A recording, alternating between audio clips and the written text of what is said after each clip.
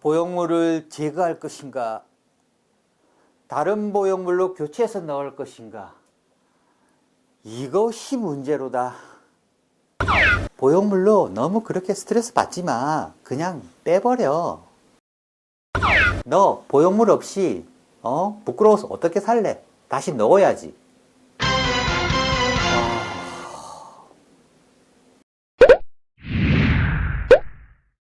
가슴 재수술을 하시려는 분들 중에서 그냥 제거를 할지 아니면 다시 재수술을 할지 고민하시는 분들이 많습니다.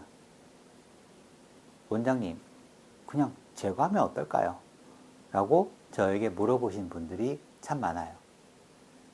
예전에는 재수술하러 오신 분은 재수술을, 제거하러 오신 분은 그냥 제거만 해드렸는데요.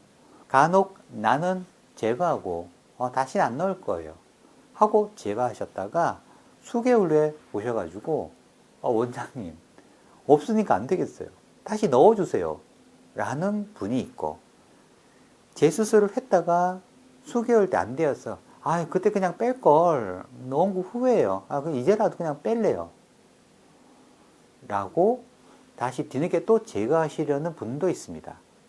제가 재수술과 제거 수술을 많이 하면서 여러분이 제거를 해야 할지 다시 넣는 재수술을 해야 할지 판단하는 데 도움이 될 만한 정보를 여러분께 말씀드릴게요. 좋아요. 자, 첫 번째 고려해야 할 사항은 기존 절개의 위치입니다. 만약에 첫 수술을 밑선으로 하셨다면 보형물을 제거를 해버리면 보형물에 의해 가려져 있던 밑선이 그대로 드러나게 됩니다. 그러면 원래 가슴이 만약에 없는 여성이었다면 남자 가슴에 나이키 같은 흉터가 가슴에 하나씩 남게 돼요. 그러면 목욕탕을 가거나 찜질방을 가나 보는 모든 사람마다 가슴에 왜 그런 흉터가 있어요? 저분은 가슴 하다가 망했나 보다, 이런 시선으로 바라보기 때문에, 그래서 이 절개를 가리기 위해서라도 작은 보형물을 넣으시는 게 좋습니다. 유륜절개나 겨드랑이 절개라면 그래도 제거를 할지 재수를 할지 선택의 폭이 넓어집니다. 자, 그리고 두 번째 고려해야 될 사항은 원래 가슴이 크기입니다.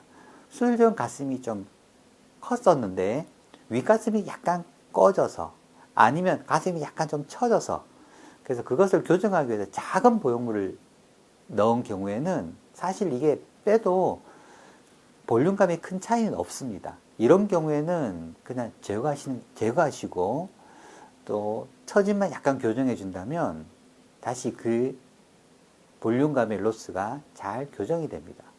그런데 수술 전에 가슴이 굉장히 작았던 경우에 제거를 하면 더 작아지거나 심지어 울퉁불퉁한 게 보일 수가 있기 때문에 가급적이면 다시 넣는 것이 좋습니다. 자, 세 번째 고려해야 할 사항, 활동성.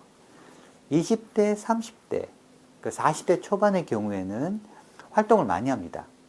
파인옷을 입거나 또 우리 동남아시아 여행 가서 수영복이나 비키니를 입고 이렇게 해변에 누울 그런 기회도 많겠죠.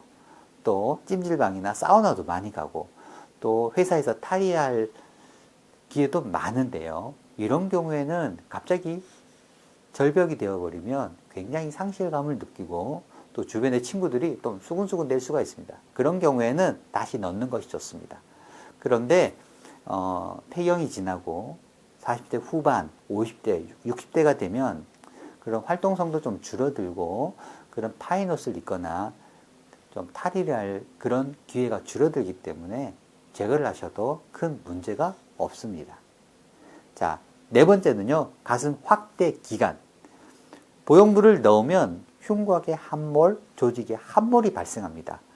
그리고 확대 기간이 길면 길수록 제거를 하였을 때 함몰이 좀 더 심하게 발생합니다.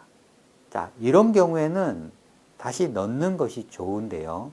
또 오래 넣은 경우에는 또 충분히 나이가 많은 경우가 많기 때문에 이런 경우에는 다시 잘 고려해서 넣든지 제거하든지 결정을 합니다.